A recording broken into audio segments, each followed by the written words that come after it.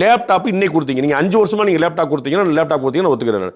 ஏதாவது தமிழ்நாட்டில் ஒரு பெரிய பாலம் கட்டினேன்னு சொல்லுங்க, தமிழ்நாட்டில் பெரிய ரோடுவேஸ் போட்டேன்னு சொல்லுங்க, தமிழ்நாட்டில் ஒரு 10 பல்கலைக்கழகம் ஆரம்பிச்சோன்னு சொல்லுங்க, 11 மருத்துவக் கல்லூரிகள் வந்து பிஜேபி கவர்மெண்ட் இருக்கும்போது ஏடிஎம்கே கவர்மெண்ட் இருக்கும்போது சென்ட்ரல் வந்து அலாட் பண்ணி கொடுத்தாங்க. அது மாதிரி நாங்கள் ஒரு பெருசா ஸ்கீம் நீங்க ஏதாவது ஒரு ப்ராஜெக்ட் சொல்லுங்க. நான் இவ்வளவு பெரிய ப்ராஜெக்ட்ஸ் நாங்கள் எடுத்துருக்கோம் சொல்லுங்க. 1000 ரூபாய் கொடுத்தீங்க, பஸ்ஸை ஃப்ரீயா கொடுத்தீங்க, என்ன பிரயோஜனம்? போக்குவரத்து கழகம் நட்டம், சரி பஸ்ஸை ஃப்ரீயா கொடுத்துட்டீங்க லேடிஸ்க்கு, ரைட்டு. அந்த போக்குவரத்து நட்டத்தை யார் சரி பண்ணுவோம்? அது ஏன் தலையில தானே விடியுது. நீங்க என்ன செஞ்சிருக்கீங்கன்னா, என்னைய ஏமாத்தி என்னுடைய காசை வச்சு நீங்க எனக்கு கொடுக்குறான்னு சொல்லி அரசாங்கத்தை கடன் ஆகிட்டு எனக்கு கடன் ஆக்கிட்டீங்க.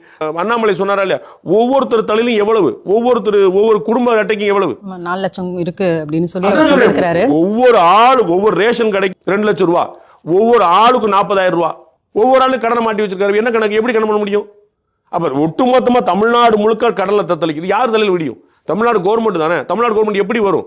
இப்ப நமக்கு வந்து எல்லா விலையும் ஏத்த வேண்டியெல்லாம் ஏத்திட்டாங்க, பாலுக்கு ஏத்திட்டாங்க, ஆவினுக்கு ஏத்தினாங்க, சொத்து வரி உயர்த்திட்டாங்க, பஸ் கட்டணம் உயர்த்திட்டாங்க, எல்லாத்துமே ஈபி கட்டணம் உயர்த்தி எல்லாத்தையுமே உயர்த்திட்டாங்க. ஈபி கட்டணம் என்ன சொன்னீங்க? நீங்க 1 மாசத்துக்கு ஒருக்கா நீங்க எடுப்போம் சொல்லி சொன்னீங்க. 5 வருஷம் முடிய செஞ்சிருக்கீங்களா?